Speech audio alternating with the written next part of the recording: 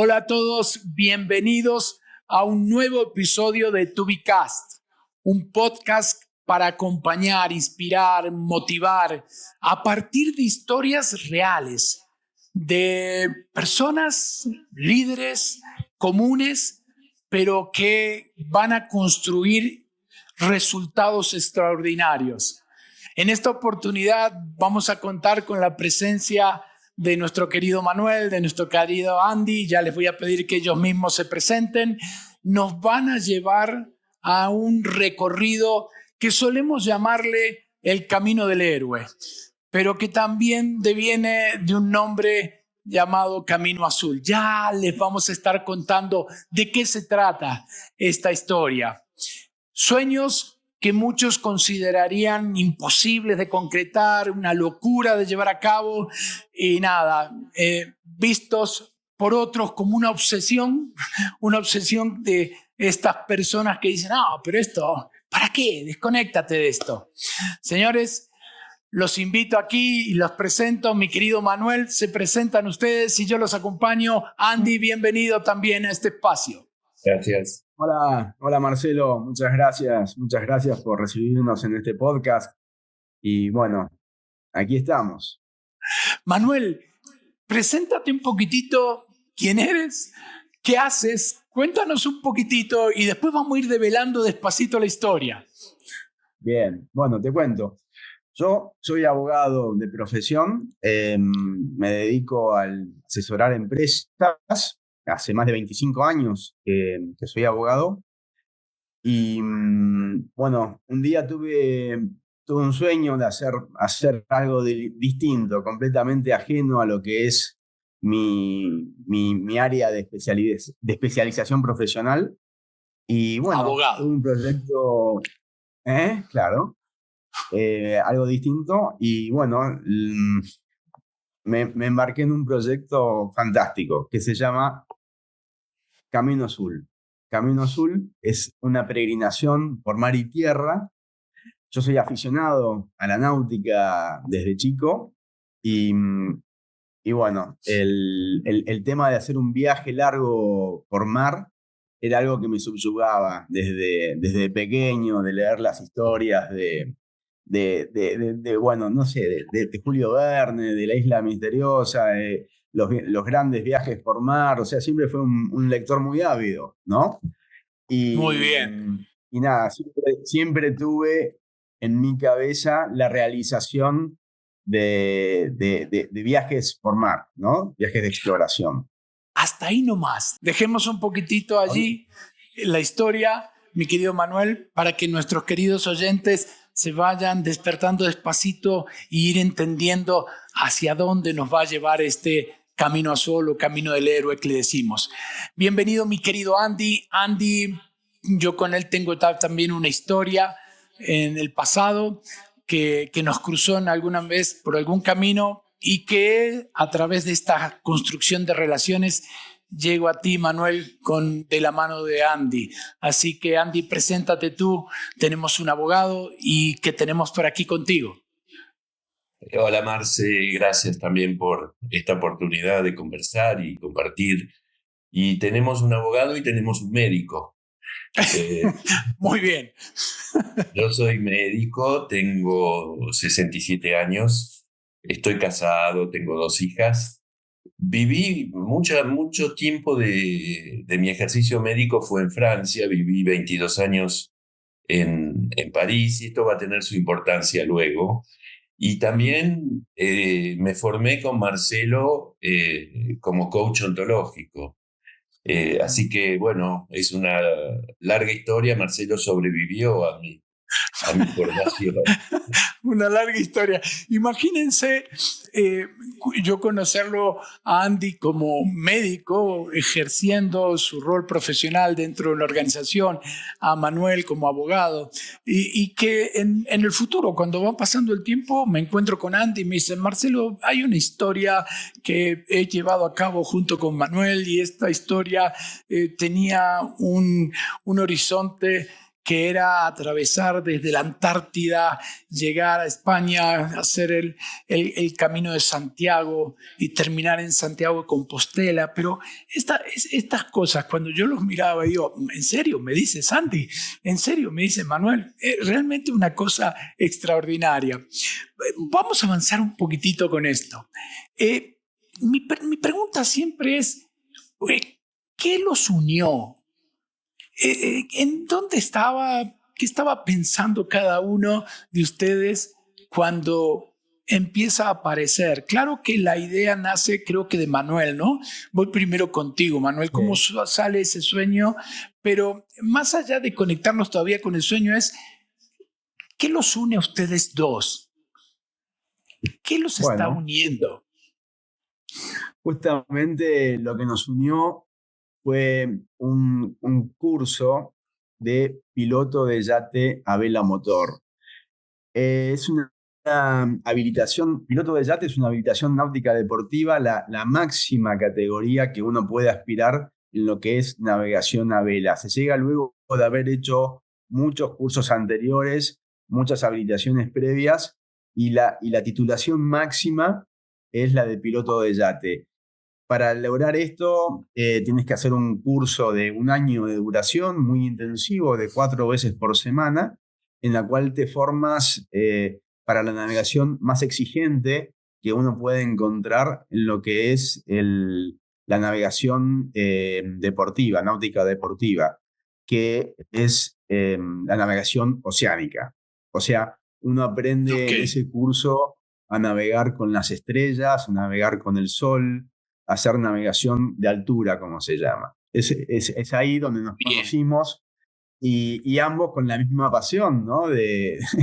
Porque si uno hace ese curso es porque obviamente la aspiración de uno es hacer navegación de altura, digamos. O sea que Andy, claro, o sea que Andy, podríamos decir que el amor por la navegación es lo que generó ese primer encuentro y contacto con Manuel, ¿correcto? Sí, totalmente. Y hay una pequeña anécdota y esas cosas que son las casualidades, ¿no? O los encuentros que, no sé, no son tan casuales. Que en el aula yo estaba sentado en el lado derecho del aula y había un compañero. Se acuerda al lado. Perfecto, muy bien. Y había un compañero nuestro que hacía mucho ruido todo el tiempo. Y entonces yo dije, no, yo esto no puedo así. Y me cambié y justo fui a sentarme detrás de Manu y de otro amigo que también va a venir a la historia. Pero bien. Sí, es la pasión por navegar y yo creo que también la pasión por los desafíos. Está muy bien. Pasión por navegar y pasión por los desafíos. Ahí empezamos a encontrar ese vínculo. Y ahí vienen los desafíos. Manuel, una pregunta también para ti en esto de descubrir. ¿Cómo nace el sueño este? ¿De dónde nació? Entiendo este impulso inicial por navegar, esta pasión, sí. Pero ¿y este sueño de dónde? Bueno, el sueño, Marce, viene de que yo tenía en mi cabeza, por más que yo soy abogado y siempre me dediqué a lo mío con mucha pasión, tenía esa idea de hacer navegaciones oceánicas. Como te puedes imaginar, para hacer una navegación oceánica necesitas contar con algo muy, muy valioso para nosotros hoy en día, que es tiempo. Entonces, llegó un momento en mi vida en el cual yo ya me di cuenta de que el tiempo mío para intentar hacer una navegación oceánica había llegado. Lo digo porque básicamente mis hijas ya habían crecido. Yo cuando me encaré este proyecto de hacer una navegación oceánica, mis hijas ya tenían más de 20 años de edad, o sea, ya no eran no eran tan dependientes de que yo esté tras de ellas y demás. Entonces decidí que estaba el momento adecuado para iniciar un gran proyecto. Y estaba con estas ideas de hacer navegaciones oceánicas y encuentro que en una iglesia en Buenos Aires, en San Ignacio de Loyola, se pone una placa que señala a la ciudad de Buenos Aires como un paso en el camino antártico a Santiago de Compostela. Y se invoca la protección del apóstol Santiago para una peregrinación por mar y tierra, desde la Antártida, fin del mundo, hasta Santiago de Compostela. Esa placa existe, ¿no? Si vamos a buscar esa placa, la vamos a encontrar allí. Nos vas ahora ahí al centro, a pocas cuadras del Cabildo de Buenos Aires. Es un lugar emblemático, es la iglesia más antigua de Buenos Aires, y está ahí esa placa que cuando yo la vi, dije, este es mi proyecto, esto es lo que yo quiero hacer. Yo voy a ser el primer peregrino que vaya a vela desde la Antártida hasta España, caminar a pie y llegar ahí y concretar el camino de peregrinación a Santiago de Compostela más largo del mundo. Yo tengo, mi madre es española, se me cruzaban muchas cosas, ¿no? O sea, tenía la oportunidad de visitar parientes en España. Bueno, nada, yo dije, este es mi proyecto, esto es lo que yo quiero hacer. Y cuando hablamos de esa placa, ¿cuánto tiempo pasó hasta que realmente se da la oportunidad de empezar a concretar esto? Cuando empezó la placa yo no tenía ni el dinero para comprar un barco, no tenía los recursos, no tenía título de piloto, no tenía absolutamente nada. Sí tenía la intención, pero en muy poco tiempo, se empezaron a ordenar los planetas y una cosa me llevó a la otra y enseguida, en menos de un mes desde esa placa, yo dije, bueno, ¿cómo arranco? ¿Cómo es el primer paso que yo doy? El primer paso dije, bueno, yo voy a ir a una biblioteca a ver cómo es que yo puedo hacer para navegar a vela a la Antártida. Yo nunca lo había hecho. Yo había navegado de joven, había hecho algunas navegaciones costeras, oceánicas, pero después me dediqué a mi profesión y no, mi paso por el mundo del mar era muy poco. Entonces dije, no, lo primero que tengo que hacer es ir a ver los libros, consultar en la biblioteca. Y voy a la biblioteca de mi club, el Centro Naval, y pido el libro Antárticos, que relata el viaje del velero Pequod, hecho por Hormiga Negra, un prócer de la náutica argentina, que fue el primer navegante en llegar a la Antártida en 1987. ¡Qué maravilla! Entonces voy y me voy a la biblioteca con el libro Pequod. A poco tiempo de empezar a leerlo, me aparece un aviso en internet de que el Pequod estaba a la venta, completamente deteriorado, en condiciones paupérrimas, pero yo sentí como que había una conexión. Ese aviso, ¿dónde te llegó el aviso? ¿De dónde te llegó el aviso del Pequod? Mercado Libre. Genial. Ahora, es un algoritmo muy bueno, evidentemente. Es increíble. Ahora, escúchame, tú te metes allí y aparece el Pequod, que ya vamos a hablar algunas características de este Pequod y la historia que tiene para Argentina en sí. Pero también, Andy, tú, por tu lado, tú también tienes tu Pequod, ¿no? Has generado, tienes un velero también, ¿no? Sí. Bueno, como conté antes, yo viví en Francia 22 años y viví soñando algún día en navegar. Yo había tenido una experiencia muy particular antes de irme a Francia, en que pasaba las tardes en un velero que nunca navegó. Y entonces me quedó ese deseo, quedó muy profundo, anclado, valga la similitud con la navegación. Qué bárbaro. Y entonces, cuando se dio la oportunidad de volver a Argentina, luego de 22 años, yo dije, yo voy, además vuelvo a Argentina, un país complicado. La gente te decía, vivías en Francia y te venís a Argentina. Yo dije, porque voy a tener un barco. Yo no había navegado nunca, no sabía lo que era. Tenía una idea. ¡Qué maravilla! Increíble. Ahora, vayamos hacia este Pequod. Este Pequod tiene una historia. Desde el punto de vista para Argentina, creo que es muy importante como país, pero también tiene un vínculo con Moby Dick. Cuéntanos un poquito, Manuel, cortito y al pie, ¿dónde está ese vínculo de este Pequod? Bueno, Pequod es el nombre que le puso Hormiga Negra, o sea, el dueño original y constructor del barco, este escritor que te conté, que le puso este nombre, Pequod, en honor a la embarcación Pequod, que fue el barco que perseguía en la novela de Herman Melville a la ballena Moby Dick por todos los mares del mundo. O sea, Pequod es un nombre emblemático dentro de lo que es la náutica, así como el libro mismo, Moby Dick, a todos los amantes de la náutica es algo descomunal, ¿no? Una obra monumental de la literatura náutica que yo mismo he leído ya un par de veces a esta altura de la vida y que lo he disfrutado muchísimo. Y ahí, bueno, justamente Hormiga Negra le puso este nombre tan emblemático, ¿no? Y Y así se este lo Pequod conoce al fue el Pequod. primer velero argentino en llegar a la Antártida.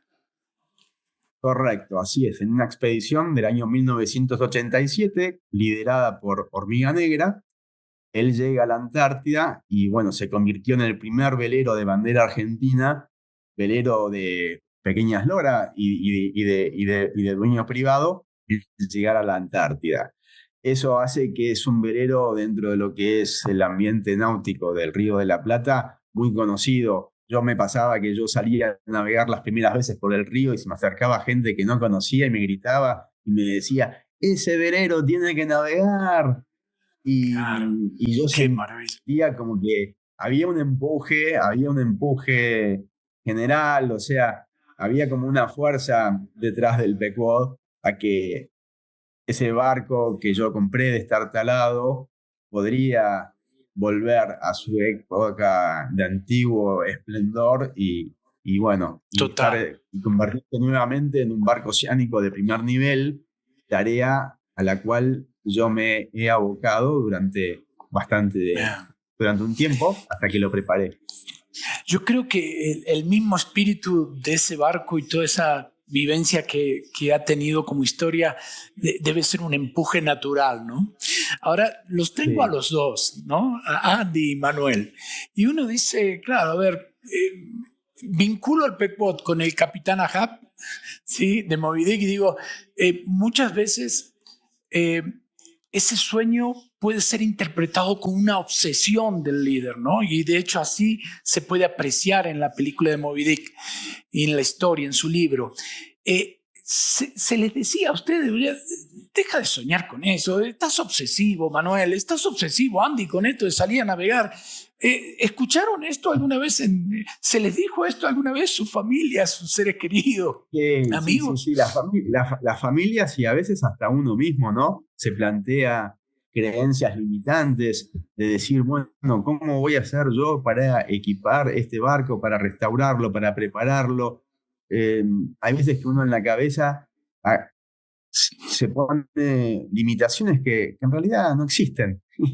Y crees que no, porque yo no vivo en un país súper desarrollado, o sea, no vivo en un lugar donde haya gente que yo pueda llegar a conseguir inversores para que quieran publicitar sus productos en un proyecto como este. Y esas cosas las fui eliminando, me fui animando, fui dando un paso detrás del otro y cuando me quise acordar yo ya tenía el barco listo para zarpar a la Antártida. Pero fue como tú dices, ¿no? Una verdadera obsesión. O sea, nunca cedí un ápice en el proyecto y en continuarlo y sabía que era posible hacerlo. Y bueno, lo Así. logré despejando esas dudas, ¿no? Así es. Y no interpretando esa obsesión como una locura, Andy.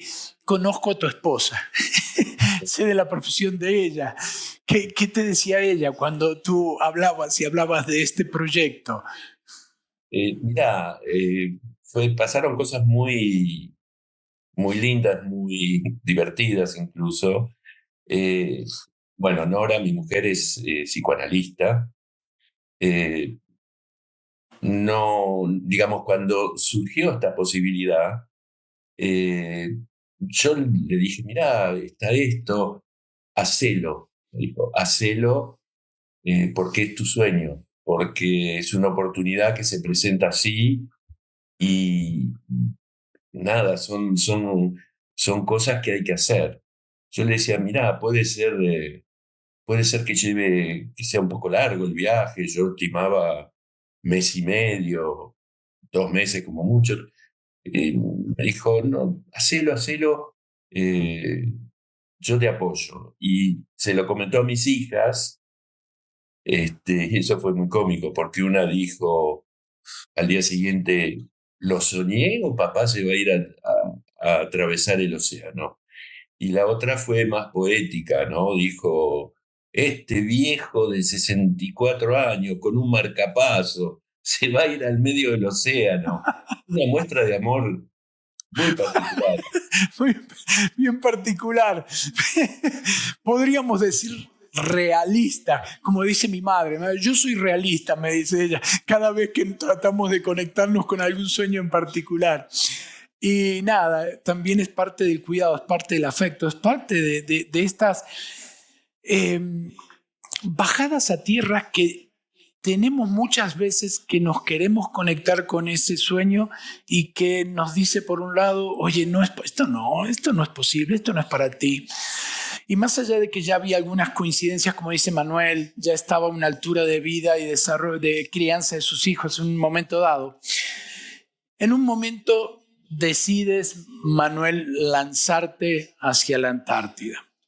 Ya cuando decidiste lanzarte allá, ya estaba en mente clara, porque lo tenías desde esa plaquita, el camino azul a Santiago de Compostela.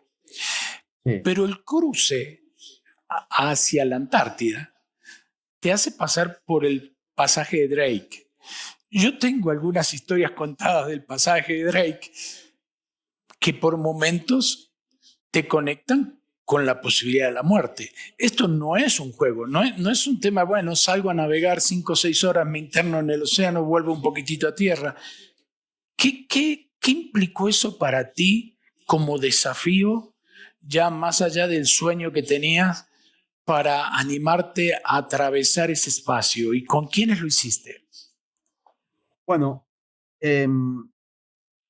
lo que me llevó a animarme a hacerlo fue la toma de conciencia del trabajo que yo había hecho con el Pequod. Yo trabajé muchísimo en conocer mi barco, en lo que fue la preparación del barco. Yo le dediqué mucho tiempo y trabajo a que el barco estuviera en las mejores condiciones posibles. Y una de las primeras cosas, uno de los pilares fundamentales en los que tenés que trabajar cuando vos te querés embarcar en una aventura como estas, es trabajar en algo que parece bastante obvio, pero lo voy a decir, es la estanqueidad. O sea, Pequod tenía que tener las condiciones marineras necesarias y yo le tapé todos los agujeros de forma brillante. O sea, contraté a la persona que justamente se lo había hecho a Hormiga Negra, a la misma persona que lo hizo, contraté a este hombre para hacer la reparación de media vida, digamos, y él le hizo todo el cambio de las tomas de mar, de las aguas, y yo siempre estando atrás de él en todo el proceso. Y bueno, cuando vos confías en tu barco, te da la tranquilidad de que estás en lo correcto, de que tenés las herramientas necesarias para encarar el desafío que te propusiste llegar.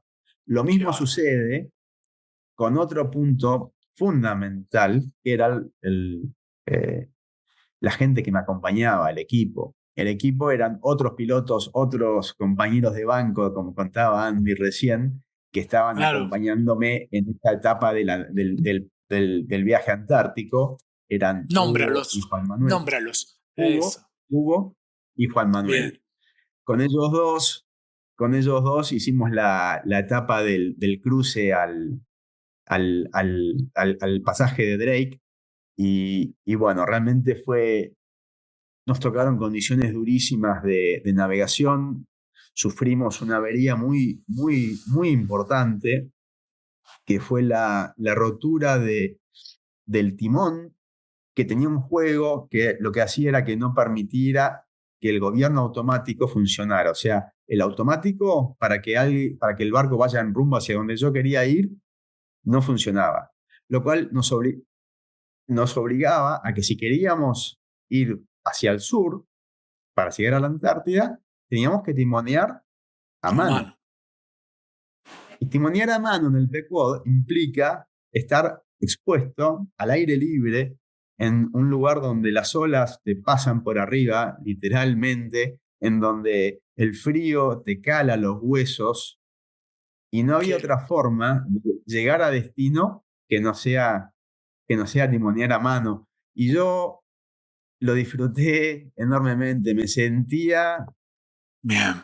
No sé si conoces la historia de los primeros exploradores de la Antártida, Ernest Shackleton.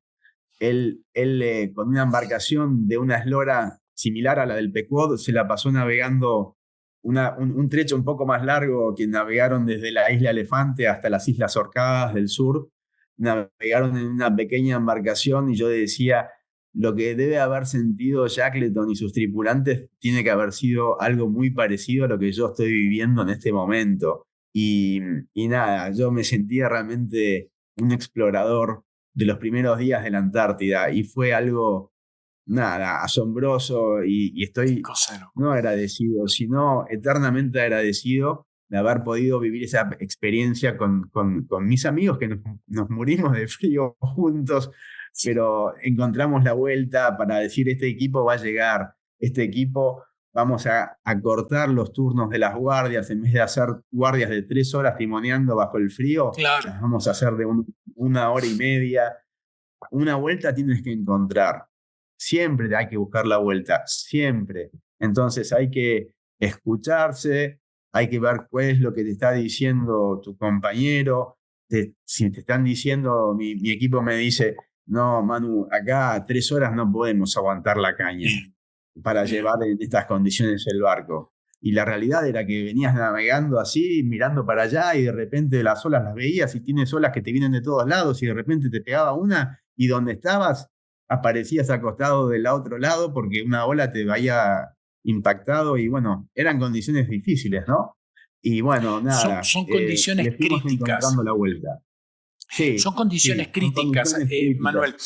He visto una serie de videos que metiéndome en la historia tuya y siguiéndote, ahí confluye el Océano Atlántico, el Pacífico y el Austral. Sí. Las olas Claro. del tamaño son increíbles y de ahí el gran temor que se tiene de atravesarlo. Andy, claro. En este espacio, yo siempre suelo decir que cuando uno define un sueño y va por él, cuando yo lo asocio con este camino azul a Santiago de Compostela, todo camino azul de este tipo tiene un trabajo de transformación personal, tiene un trabajo espiritual, hay algo más que se suma. Y cuando empiezan a aparecer estos retos difíciles, Andy, siempre me pregunto y siempre suelo decirle a las personas que acompaño a veces en el desarrollo personal, necesitamos un propósito trascendente que nos dé un sentido a nuestro actuar para ir por estos espacios y tomarlo como lo está tomando con esta liviandad y con este tono con que Manuel cuenta situaciones que son altamente complejas. Esto es lo que Manuel cuenta. ¿Qué hay de ti en esto, Andy? ¿Qué hay como un sentido que va más allá y que le da una trascendencia a un actuar que nos lleva a hacer este camino? Mira, uno a veces se embarca en un proyecto, en una aventura, y no tiene muy claro, no es que uno dice, algunos lo tendrán, otros no, esto va a transformar mi vida, esto va a ser de mí tal cosa, tal otra. Muchas veces eso lo descubrís durante o al final del viaje, ¿no? Y de golpe hubo algo muy importante y que Manu de alguna manera esbozó cuando dijo equipo. Porque acá el proyecto, Manu fue un líder, es un líder excelente. O sea, ese proyecto de ir a la Antártida, yo hice otra parte. Cuando Manu decía ahí en el curso, sí, voy a ir a la Antártida, yo enseguida hice el diagnóstico. Este tipo está loco. Hay que Lo internarlo. escuchaste allí. Hay que internarlo. Eh, Mi expectativa era un poco ese costado de ir a aprender, saber un poco más, sentirme un poco más seguro en mi barco, pensar que mi límite era, con suerte, voy a hacer un viaje a Mar del Plata en mi velero. Claro. Y bueno, Manu, con su convicción, con su empuje, con su entusiasmo, de golpe uno dice, se puede ir por más. Y se puede ir por más sabiendo que tenés a alguien con quien te sentís seguro. Y con los otros compañeros con el que hicimos la travesía, era un entorno seguro, un entorno en que fracasar no era una opción. Y en ese viaje, es un viaje con un esfuerzo físico enorme, porque lo que dijo Manu, guardias de 3 horas, de 2 horas, quiere decir que de día, de tarde, de noche, uno se va relevando, no hay nada alrededor, estás en el medio de la nada, y eso te va transformando. O sea, yo lo que digo es un viaje físico que se transforma en un viaje metafísico, en que Qué maravilla esto que dices. ves el mundo, empezás a ver el mundo de otra manera, te sentís diferente. Y, y no es que decís, soy diferente, tengo el título. Es algo que se va gestando, ¿no? Es algo, yo que he dirigido equipos, bueno, como médico, después fui director de equipos en compañías americanas, farmacéuticas, es algo como que la inspiración, Correcto. el llevar adelante, el ser capaz de transmitir emociones que te movilizan, ¿no? Eso es. Solo decir, y estas imágenes, ¿no? Me encanta esto que se da con ustedes porque no está lejos de lo organizacional, que es lo que trabajamos mucho desde Tubi, ¿no? Es decir, en el apalancamiento del liderazgo. Un líder que sueña, un líder que puede ser obsesivo con ese sueño, colaboradores que dicen, oye, esto es una locura, y colaboradores que luego empiezan a sumarse a ese sueño y a encontrar en esa visión que empieza a compartir Manuel un sentido trascendente y de cambio personal a lo largo de todo este viaje. Esto es una historia increíble que construyen. ¿Dónde y cómo decides sumarte a partir de la invitación que te hace Manuel, que no sé cómo te llega, para hacer ese cruce del Atlántico solito junto a Manuel? Sí, éramos tres, porque Manu, bueno, él por ahí lo explica más en detalle, pero subiendo desde Buenos Aires hasta Salvador de Bahía, con Silvana, su mujer, en un momento, por distintas razones, Silvana decide volver. Él lo puede explicar mejor. Bien. Y entonces, enterado de esta partida, tanto Hugo, que fue uno de los que fue a la Antártida, como yo, nos pusimos en contacto y enseguida Manu nos hizo la invitación para ir. Esto fue, ponele un día miércoles, y yo ya el lunes de la semana siguiente ya estaba yéndome a Salvador de Bahía. No es que fue voy a preparar el plato, voy a hacer esto. No, es la oportunidad, es el momento, el lugar, el momento, cosas que no podés dejar pasar, que después, si las dejás pasar, si no aceptás el desafío, es como que eh, algo se rompe adentro de uno. Y algo que no dijo Manu todavía, creo, porque Manu habló de eslora del barco, que es el tamaño. Dale. Un barquito de 9 metros, ¿ok? Y una de las partes del barco estaba totalmente ocupada con velas, comida, agua. Entonces vivíamos en 4 metros cuadrados. Qué Eh, maravilla. Qué cosa de loco. Manu, ¿cómo tu esposa decide, llego hasta aquí, Manu, hasta aquí te acompaño? ¿Qué pasó allí? Bueno, el tema de Silvana es, nada, yo para lograr el apoyo para un proyecto como este, eh, nada, siempre, en todo momento busqué el apoyo de mi familia, ¿sí? Y no tuve mejor idea que hacer la parte del proyecto. Y con lo cual, en la sección de Buenos Aires hacia España, decidí sumarla. Y bueno, ella aceptó y zarpamos de Buenos Aires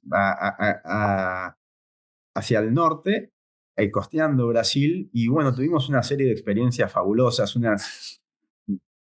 un equipo con mi pareja, con mi mujer, increíble. Hemos tenido aventuras juntos que han mejorado, revitalizado la pareja de una forma notable y ella siempre entendiendo, bueno, que cuán importante era esto para mí, porque la realidad es que es un proyecto que es mío, ¿no? Ella me quiso acompañar y, y así lo hizo y lo disfrutó y conocimos, bueno, todos unos lugares de Brasil fabulosos y la navegación en el mismo mar, pues también al que navega lo que le gusta es estar en el mar, ¿no? No solamente llegar a los puertos.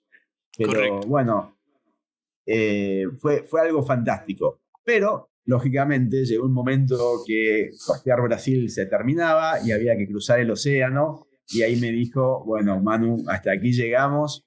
Eh, Ella sabía que había otros tripulantes que me iban a querer acompañar. Y bueno, nada. Así fue como lo convoqué a Andy y a Hugo Bien, para continuar el periplo del cruce del ok, Océano Atlántico. bien. Que bueno, A ver, también tuvo sus peripecias. oye, yo suelo hablar de metas que pueden ser aspiracionales o metas inspiracionales.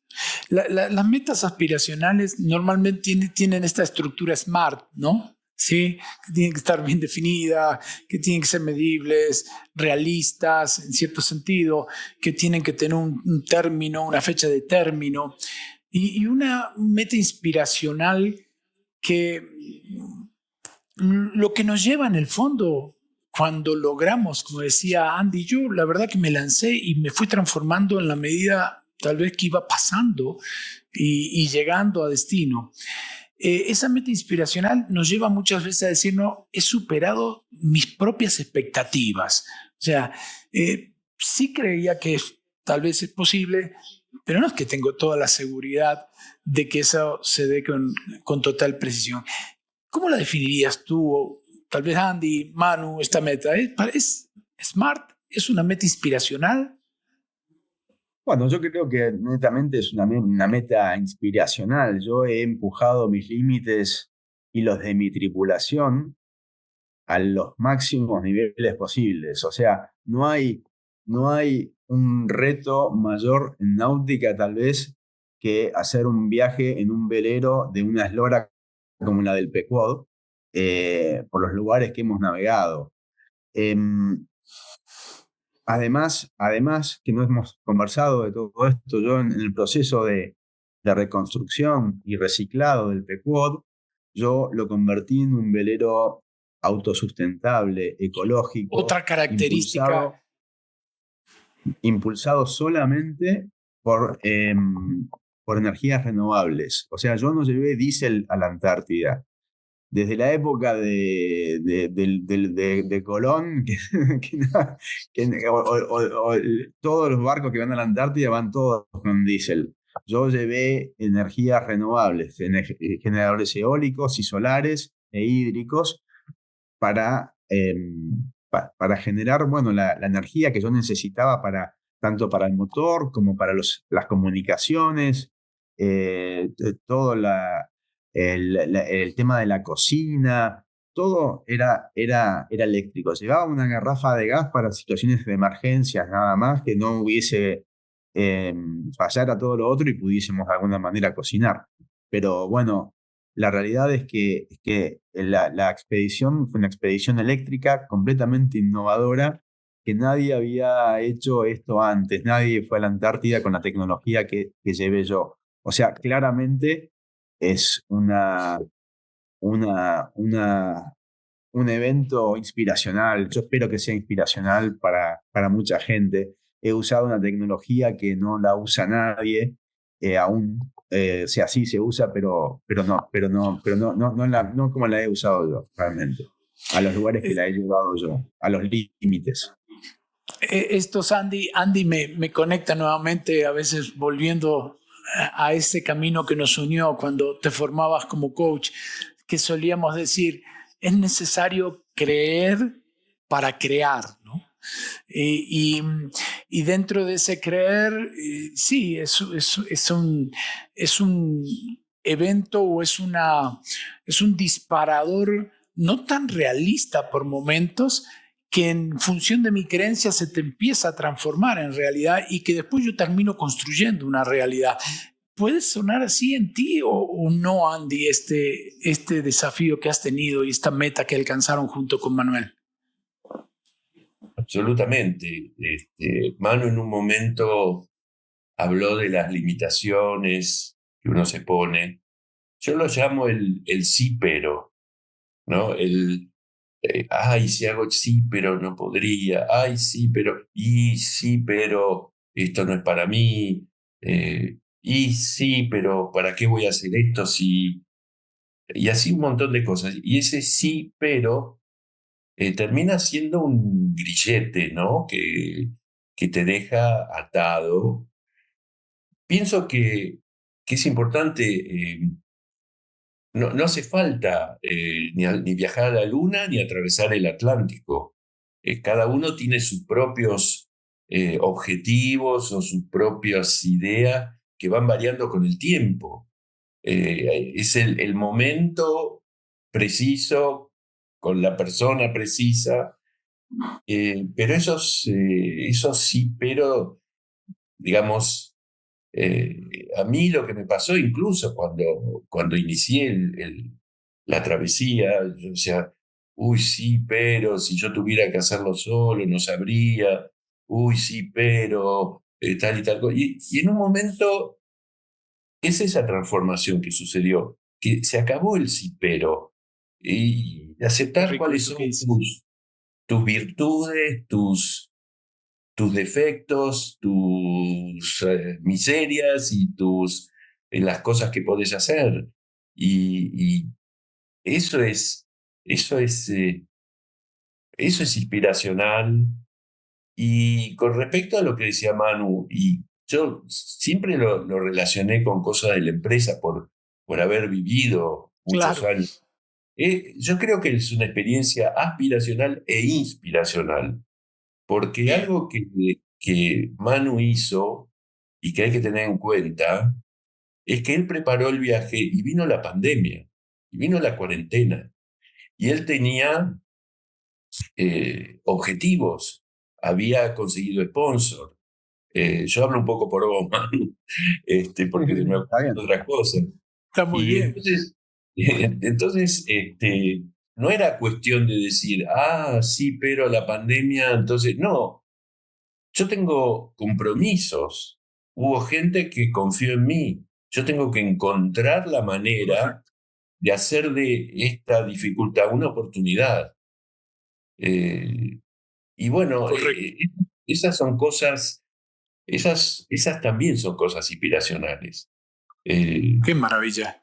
Oye, dentro de este mundo, ya nos han contado un evento al ir hacia la Antártida, al cruzar el canal de Drake, donde se quedan sin el timón para poder manejar automáticamente.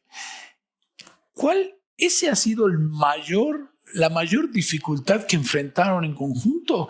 ¿O se encontraron con algún otro escollo todavía más complejo? Sé que historias hay miles, pero ¿qué dice? Manuel se ríe solo cuando recuerda. No, ¿Qué, no, no. qué más? Todo el mundo tiene la tendencia a pensar que las grandes escollos son las tormentas feroces y las olas enormes.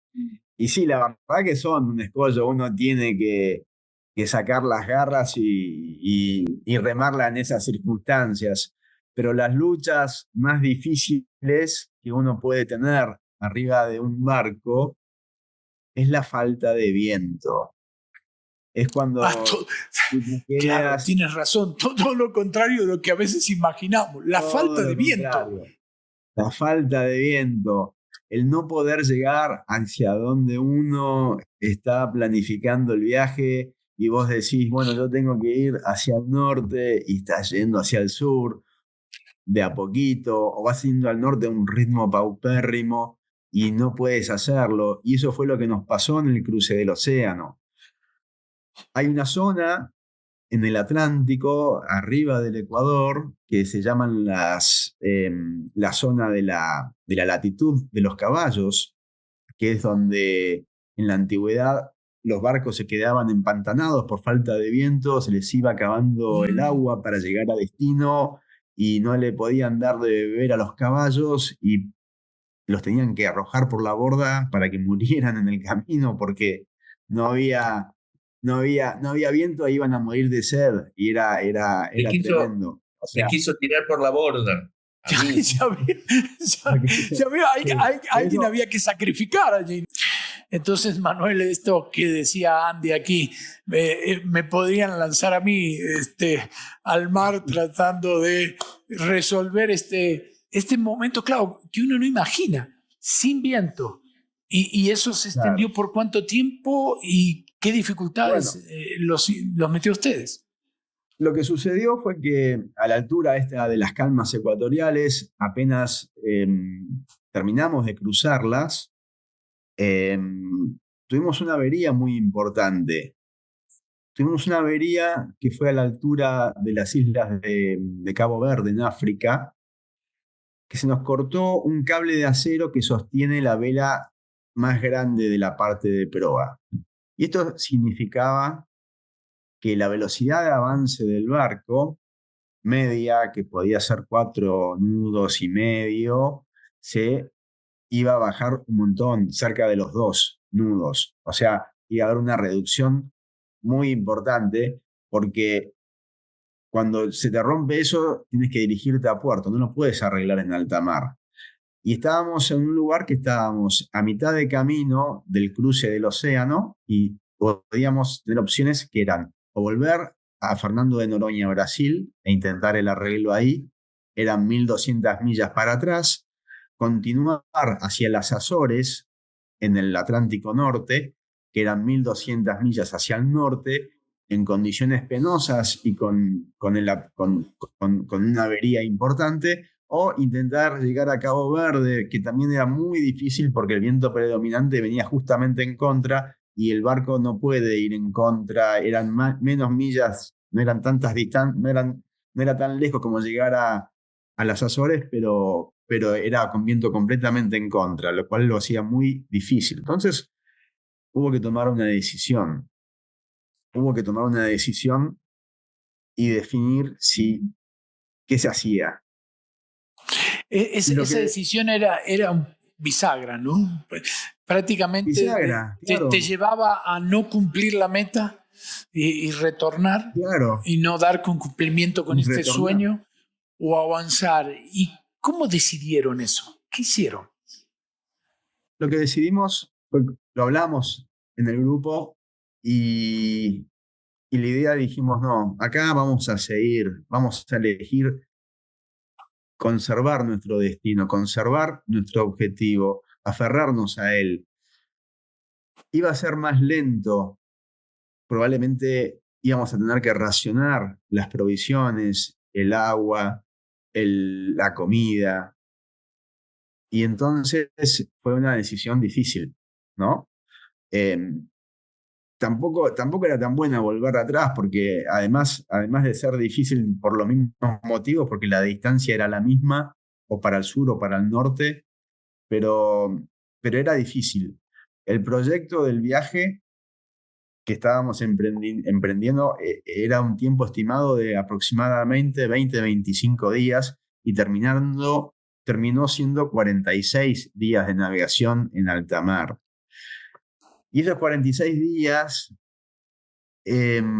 fue mágico porque, nada, lo que apareció fue el equipo nuevamente, apareció la buena disposición de todos a esta que era una tragedia, que se te haya roto una vela y que tengas que ir a la mitad de la velocidad a la que vos podías pensar desarrollar. Eh, Hacerlo algo que decís, bueno, no importa, nosotros estamos acá porque queremos ir hacia allá, es lo que queríamos y vamos a llegar como sea, como sea. Tomamos también, por supuesto, hubo que tomar medidas, empezamos a comer un poco menos, empezamos a hacer algo que en ese momento no sabíamos, pero hoy está muy de moda, el ayuno intermitente. Pero bueno, empezamos a hacer ayuno intermitente. La verdad es que no nos pasó absolutamente nada. Llegamos a las Azores eh, triunfantes después de haber realizado una expedición, una navegación que lo único que hizo fue unirnos más al equipo y sentirnos más orgullosos del logro de haber logrado en condiciones críticas haber llegado a completar un cruce oceánico, que todo el mundo nos cargó, por supuesto, dijeron, tardaste más que Colón para cruzar el océano. Oye, Bueno. claro que sí. Oye, en total de días, si sumas todo el recorrido de la Antártida hasta el puerto de Vigo, ¿no? ¿Fueron? No, ¿Cuántos? bueno, el total de días no lo tengo contabilizado, pero tienen que haber sido 4 meses Más o aproximadamente, menos. 4 o 5 meses, sí. Un poco Sí, más, Manu. sí, sí. Un Poco Un poquito poco más. más. más también, ¿no? Sí. Andy, Sí. hay una imagen de tú dejando un grabado. ¿Esto dónde fue? ¿En qué parte? Bueno, En esto las fue, Azores. primero que debo decir que efectivamente tuve que ir al agua cuando no había viento, No hubo otra, pero no no hubo patalear. otra, pero lo hicimos con Manu porque había que limpiar el fondo, el casco, que se habían pegado conchillas y eso enlentece aún más el barco. Y bueno, Claro. era una sensación rara porque estábamos con una profundidad de 5.000 metros en el medio del océano y eso te da, nada, una sensación muy particular.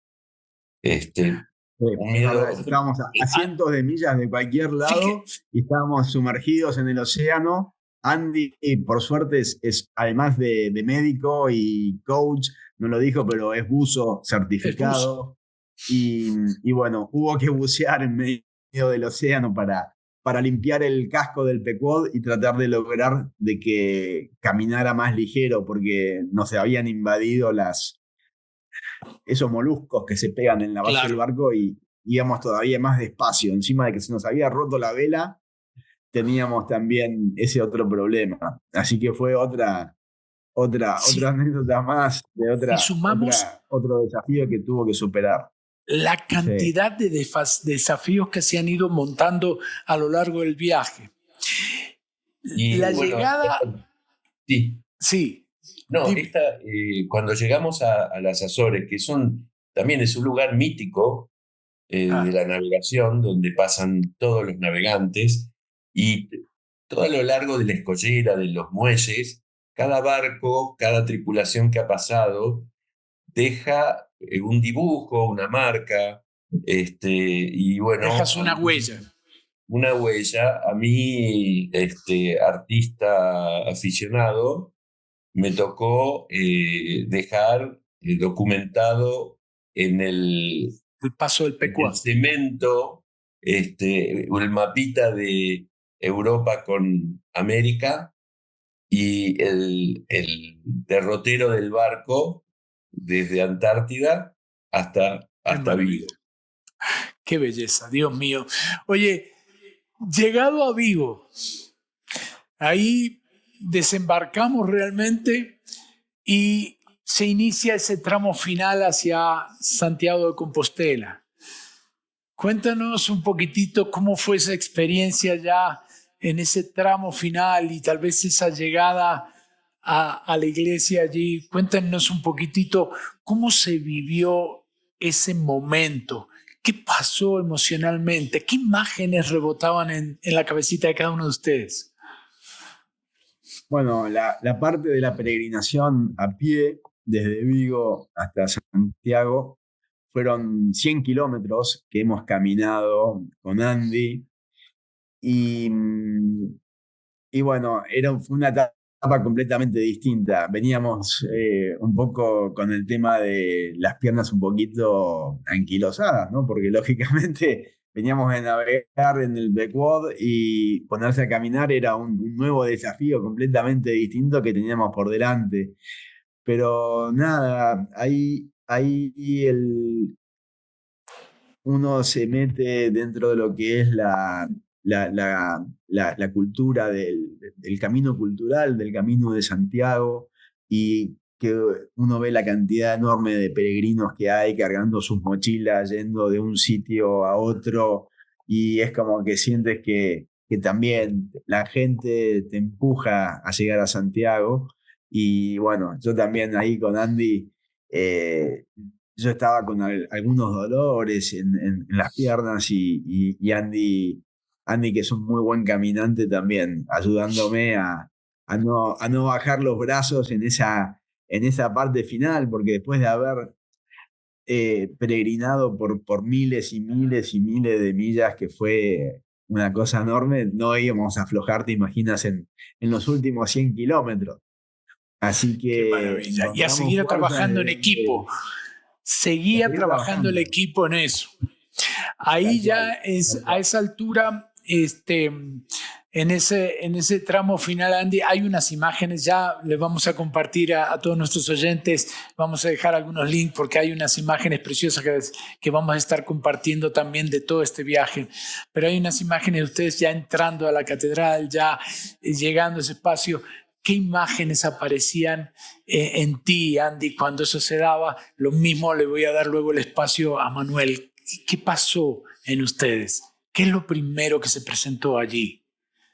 Mira, hay algo anterior a eso, que es que cuando iniciamos la travesía, yo pensaba de que no tenía muy claro que iba a ir hasta Santiago de Compostela. Era más la experiencia Del cruce. del cruce. Y también esto fue una transformación a lo largo de la navegación en decir, yo quiero entrar con Manuel a la catedral. Yo quiero estar con él en ese momento. Eh, Terminaste de entonces, comprar el sueño de Manuel. absolutamente. Entonces, en la caminata, en el senderismo, yo hago mucho senderismo y el Camino de Santiago, cuando yo vivía en Francia, era uno de los destinos que yo pensaba, teníamos pensado con mi mujer hacer.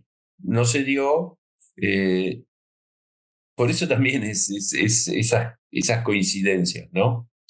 Y nada, llegar ahí fue una emoción absoluta. Fue ya ver desde algunos kilómetros antes, ver las torres de la catedral. Está ahí, lo estamos haciendo.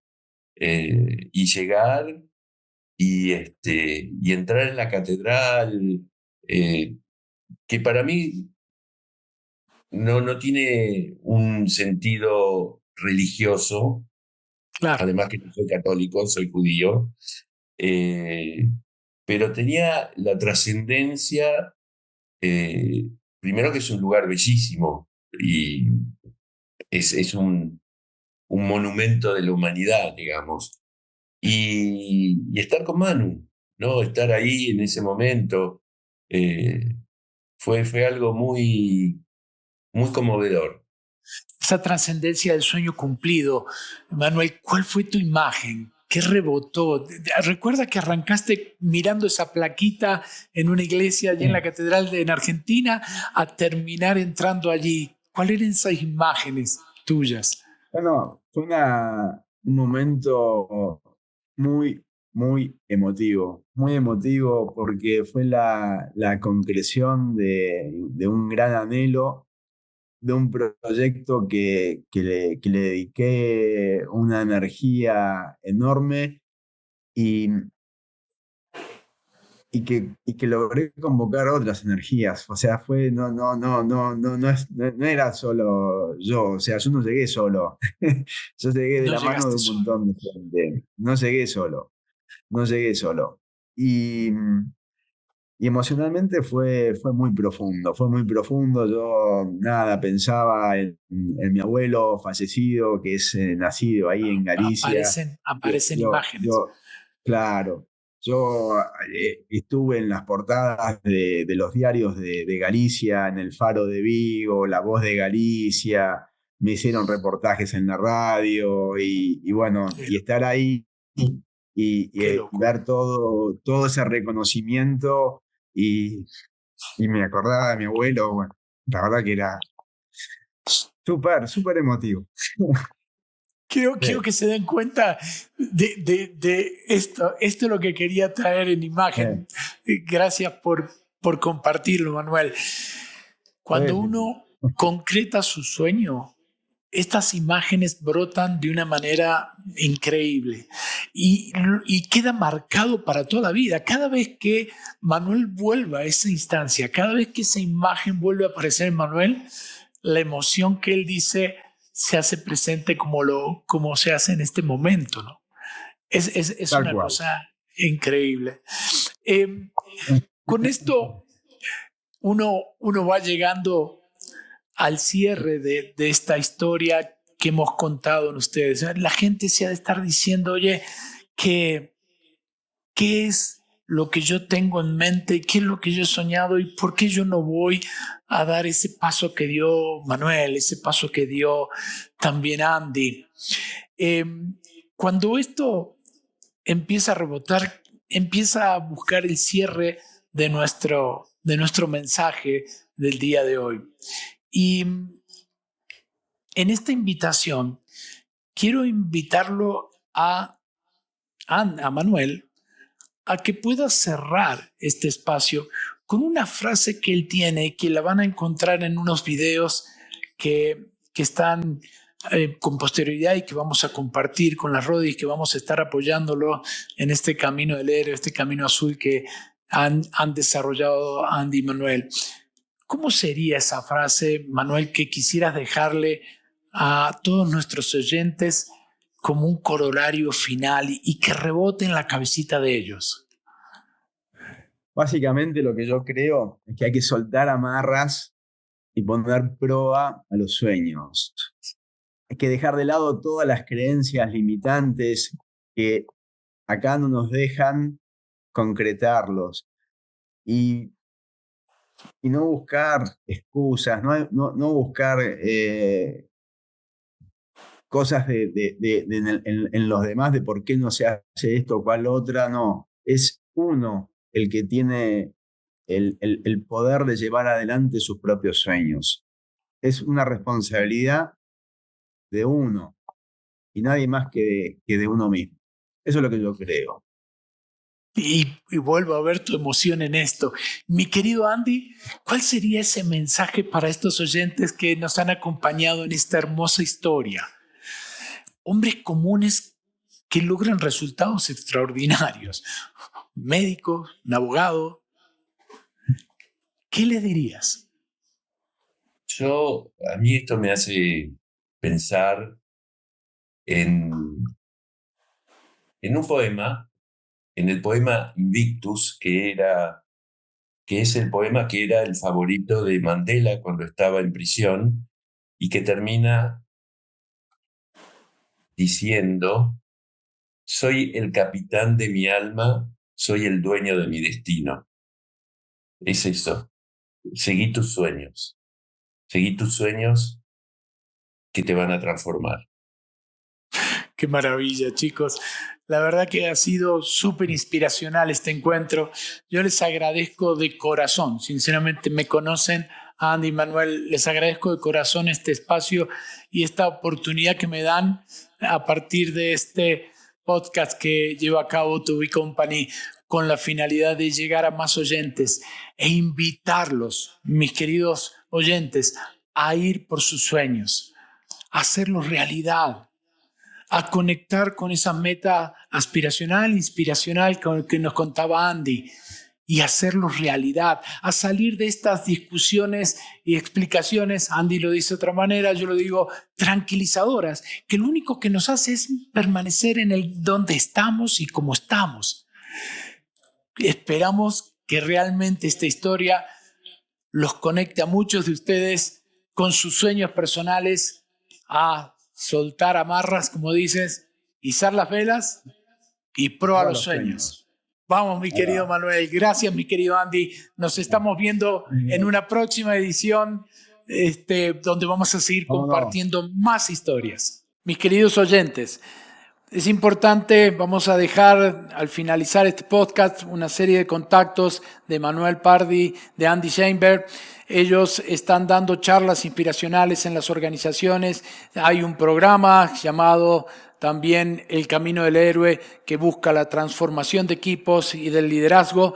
Así que se los vamos a dejar allí en línea para que puedan acceder y contactarlos buscando estos espacios. Allí les dejaremos a ustedes para que puedan contactarlos e invitarlos a esos encuentros de charlas inspiracionales o desarrollos de equipo que ellos tienen planificado para las organizaciones. Un fuerte abrazo.